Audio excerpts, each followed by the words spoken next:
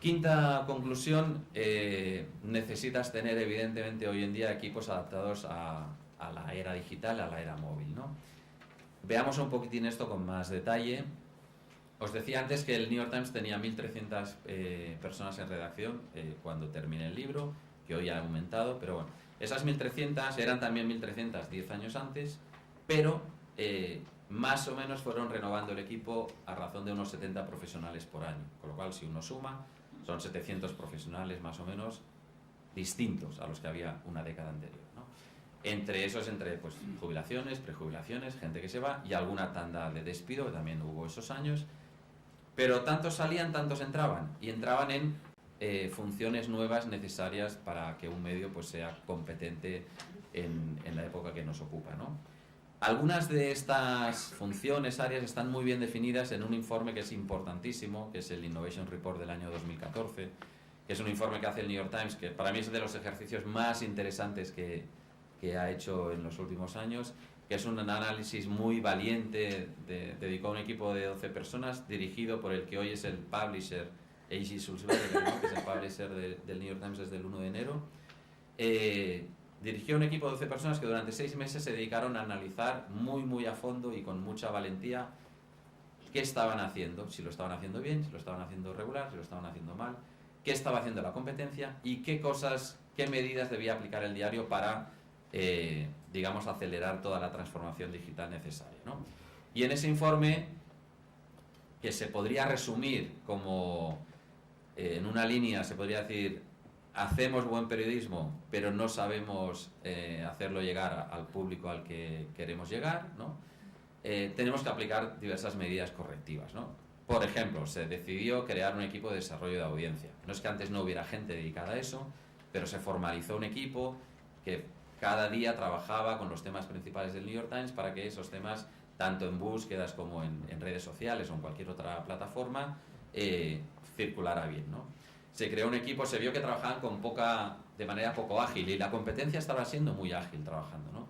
Se creó el New York Times Beta, que es un equipo multidisciplinar donde están integrados todo tipo de profesionales, gente de contenido, gente de publicidad, gente de desarrollo técnico, gente de marketing, gente de diseño, gente de ventas, todos a una, trabajando desde el inicio en creación de un producto. El primero que hicieron fue Cooking. Es un producto que en 3 meses está en el mercado, desde que se empiezan a reunir hasta lanzarlo, que es algo que en nuestro sector tiene bastante mérito, ¿no? Se vio que la información en vídeo pues era una demanda, se fue ampliando el equipo de vídeo, entonces era pequeñito, hasta más o menos 60 profesionales, posible que hoy día sean algo más, ¿no? Se impulsó el equipo de audio, ahora lo contaré un poquitín con más detalle, y luego se empezaron a impulsar áreas nuevas. Por ejemplo, en publicidad se vio que una de los formatos que podía crecer era el de la publicidad nativa, el branded content, y se crea el T-Brand Studio, que hoy, 4 años después, pues tiene 150 personas trabajando en el equipo de publicidad específicamente en esto, y han hecho pues ya más de 400 campañas muy potentes con anunciantes diversos. ¿Qué otra manera tiene un medio de adquirir las habilidades necesarias para hacer un producto para la era digital y móvil? La formación, evidentemente. Entonces no vas a estar sustituyendo simplemente a gente, tienes a gente muy buena a la que simplemente le tienes que dar formación para poder hacer cosas determinadas. Lo hicieron, por ejemplo, con Facebook Live, pues tras un año de actividad consiguieron que 300 profesionales de la redacción fueran capaces de hacer un Facebook Live en buenas condiciones. Lo hicieron con el Daily 360, que es un vídeo diario 360 grados, pues que ya 200 personas del diario, con la cámara adecuada, pues han sido capaces de realizar, ¿no? Hay 3 documentos en la historia del New York Times, el Innovation Report, que ya os he comentado. En 2015 se publica un documento más pequeño que se llama Our Path Forward, que es un documento que resume en qué punto estamos tras el 2014. Ahí se dice las 5 grandes propuestas que propusimos en ese informe se han aplicado todas ya, tras un año. Una demostración, digamos, de no solo analizas, sino que ejecutas también. Y en ese informe, por ejemplo, se dijo una cosa que en una empresa que cotiza en bolsa, pues tiene un mérito especial, que es, el New York Times entonces ingresaba 2015, $400 millones ingresos digitales. y se fija en ese documento, en 5 años, 2020, queremos doblar esa cifra y llegar a 800 millones de dólares de ingreso digital. Si logramos eso, estará en la línea de la gráfica que hemos mostrado antes, estaremos consiguiendo mantener un mismo tipo de periodismo, con un mismo tipo de negocio, pero renovándolo para que sea sostenible a futuro también, ¿no?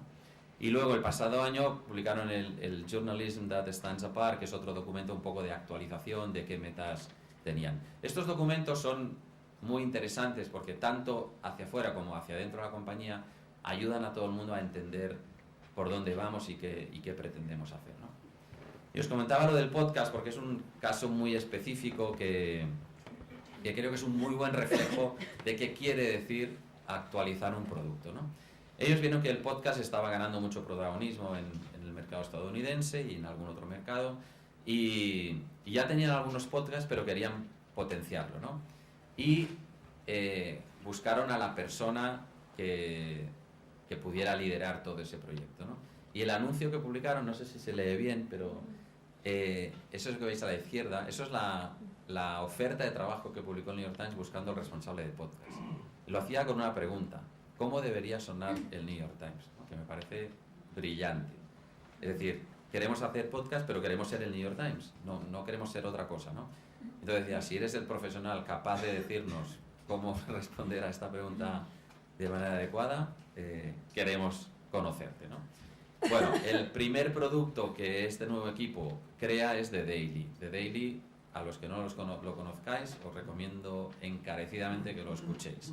Es una maravilla de programa, de lunes a viernes, por las mañanas, un podcast de 20 minutos que trata un tema principal de actualidad, conducido por Michael Barbaro y siempre acompañado de un periodista o una periodista de la redacción del diario que ha trabajado ese tema en concreto. Hay una conversación, un manejo de la narrativa en audio magnífica, ¿no?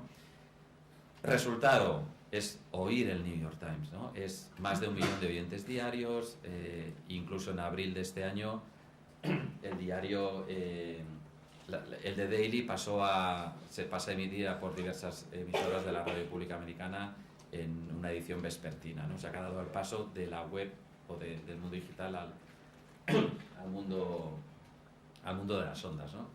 Y el otro gran proyecto es más en la parte de publicidad, el Tibran Studio, que he comentado yo un poquito, y que son un montón de campañas ya de publicidad nativa.